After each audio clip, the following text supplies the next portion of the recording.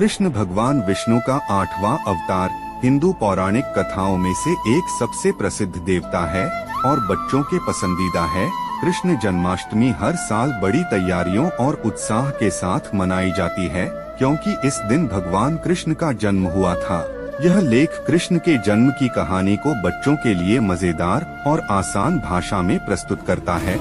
इस लेख का कहानी सुनाने के उद्देश्य के लिए उपयोग किया जा सकता है। कई साल पहले एक दूरस्थ राज्य मथुरा नामक जगह पर एक बहुत ही निर्दय राजा था जिनका नाम कंस था। वह एक क्रूर शासक था जो हमेशा अपने राज्य में सत्ता में बने रहना चाहता था। लेकिन एक विशेष आकाशवाणी ने कहा कि उसकी अपनी बहन देवकी का 8वां बच्चा उसकी गद्दी को हर लेगा और उसका वध कर देगा। इस आकाशवाणी ने उसे बहुत डराया, इसलिए राजा कंस ने अपनी बहन देवकी और उनके पति वसुदेव को एक अंधेरे उदास कारागार में बंद कर दिया। उसने सोचा कि इससे आकाशवाणी पूरा नहीं होने देगा। देवकी और वसुदेव भगवान विष्णु के प्रति समर्पित थे और उन्हें पता था कि उनका 8वां बच्चा बहुत विशेष होने वाला था। वे अपने बच्चे का आगमन होने का धैर्य से कारागार में इंतजार कर रहे थे।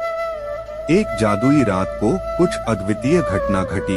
यह वह रात थी जिसे भगवान कृष्ण के जन्म की रात कहा जाता है, जिसे जन्माष्टमी कहा जाता है। जब घड़ी में 12 बजे देवकी ने एक सुंदर बच्चा पैदा किया जिसका नाम कृष्ण था।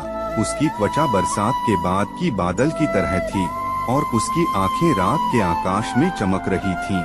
वह थे भगवान विष्णु का 8वां अवतार कृष्ण भगवान। लेकिन छोटे कृष्ण को राजा कंस से सुरक्षित रखना था।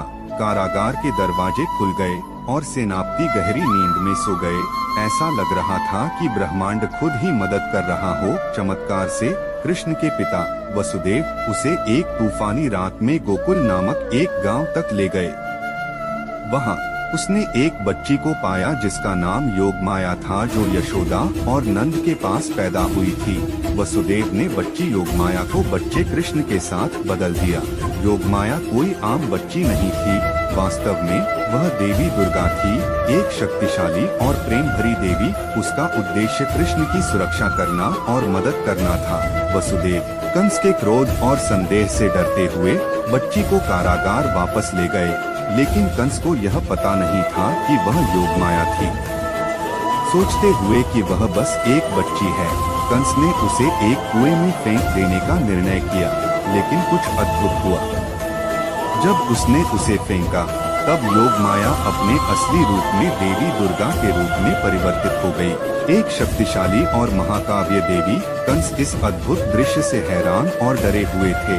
उन्होंने समझा कि वह एक दिव्य शक्ति के सामने है जो उससे कहीं ज्यादा महत्वपूर्ण है। देवी दुर्गा ने कंस को बताया कि उसका समय खत्म हो गया है और